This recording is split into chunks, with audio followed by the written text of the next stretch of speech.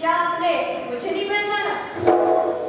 ये मेरे चेहरे, ये शिशुपाल और ये दंतन, और हम थे द्वापर युग में। ये भी हमारे ही चेहरे, ये रावण का और ये कुंभकर्ण का, और हम थे त्रेता युग में। ये भी हमारे ही चेहरे, ये हिरण्यकश्यप का और ये हिरण्यकश्यप का, और हम थे सतयुग में। ये कहानी शुरू होती है एक श्राप से, जिस वजह से इन जन्मों में भटकना पड़ा। मेरा असली नाम है जय और विजय, और हम वैकुंठ के दृढ़ द्वारपाल थे, जो भगवान विष्णु का निवास स्थान।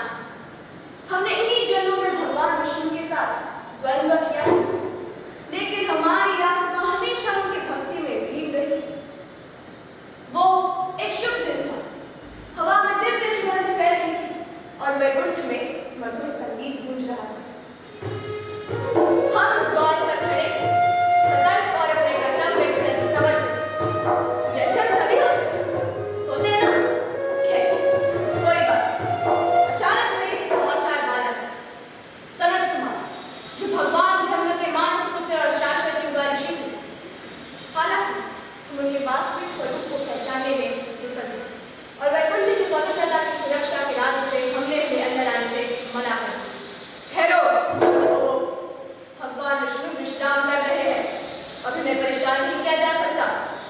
सनत कुमार ने कहा, हम भगवान के दर्शन करने आए हैं। हम सनत कुमार हैं और हम बाहर जाते हैं जहाँ हमारा मन करता है, विशेषकर सर्वोच्च भगवानों के निवास स्थानों में।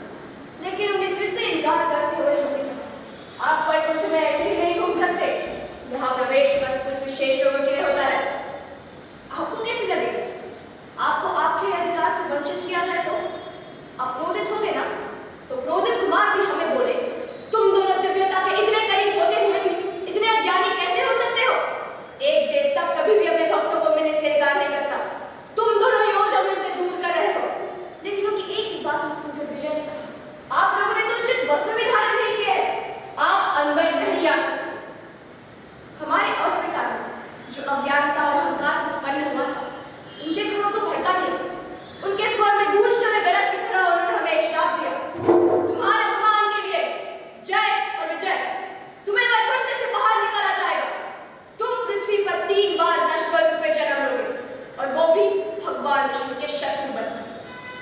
क्षण में हमें एहसास हुआ, हमारे मन में भय सा समा गया।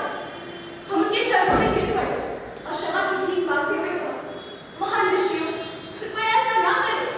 हमारे भगवान के साथ हमारे संबंध को विजय के लिए मत तोड़े।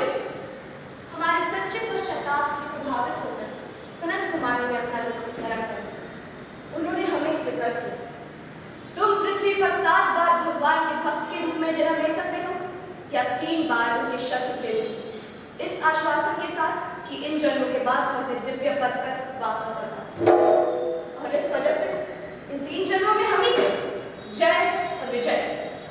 हम भी भगवान के भक्त हैं, लेकिन हमारी एक गलती की वजह से हमें पता चला कि क्यों हमारा इन 3 जन्मों में भगवान का शत्रु बनना जरूरी था, ताकि आगे आने वाले युगों में लोग जय और विजय, यानी हमारी नीतियों से ये सीखे कि कब खुद पर जय पाना चाहिए और कब विजय। लेकिन अब हुए हमारे जन्म समाप्त, अब हम चले अपने प्रभु के पास।